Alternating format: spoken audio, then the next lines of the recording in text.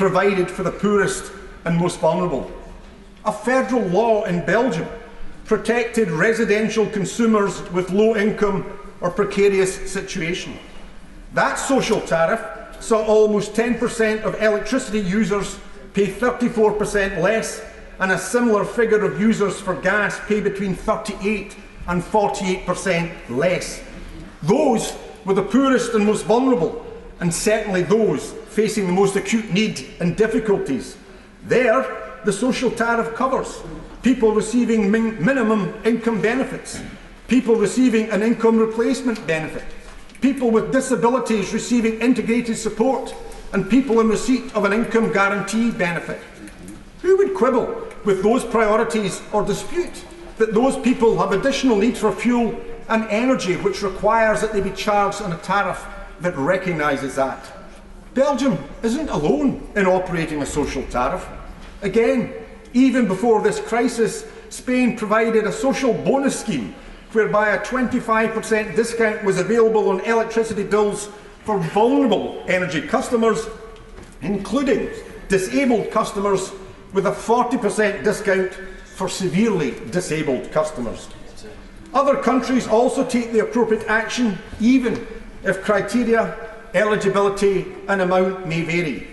But the urgent need remains that in this time of crisis, those poorest and most vulnerable require most support and should pay the lowest tariffs. That and the injustice of higher charges being imposed them must end. It's why this bill is necessary. Energy, fuel and power are fundamental. Order. I'm just saying, it is a 10-minute rule, Bill. You've gone beyond the 10 minutes. I hope you can quickly sum up. Kenny McCaskill. Indeed. I simply say, Mr Speaker, that Scotland is energy rich, that Scots are fuel poor.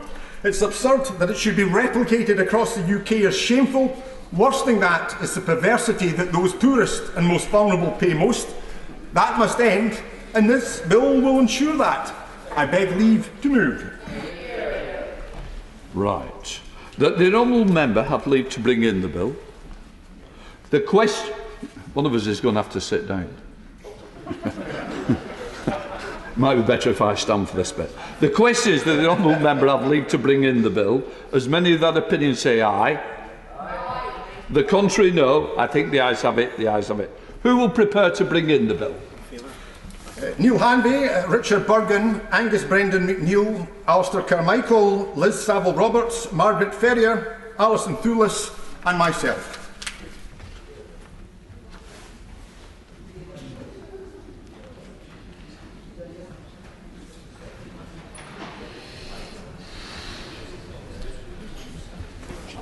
Kenny McCaskill.